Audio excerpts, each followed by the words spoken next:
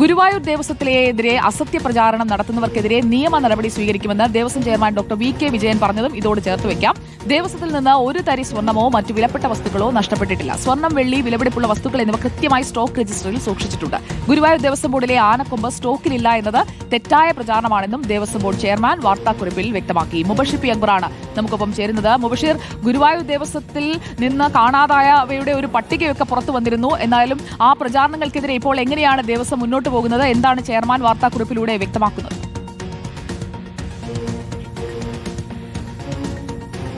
ജയപാർവതി, ഗുരുവായൂർ ദേവസ്വം ബോർഡുമായി ബന്ധപ്പെട്ട് നേരത്തെ പുറത്തു വന്ന സ്റ്റോക്ക് ഓഡിറ്റ് റിപ്പോർട്ടിലായിരുന്നു ഗുരുതരമായ ക്രമക്കേടുകൾ നടന്നതായിട്ട് ചൂണ്ടിക്കാണിക്കപ്പെട്ടിരുന്നത്.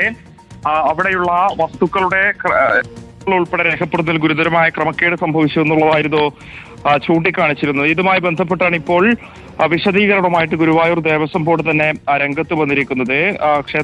ദേവസ്വം ബോർഡ് ചെയർമാൻ ഒരു വാർത്താക്കുറിപ്പിലൂടെയാണ് ഇക്കാര്യത്തിൽ വിശദീകരണത്തിലൂടെ കാര്യങ്ങൾ വ്യക്തമാക്കുന്നത്.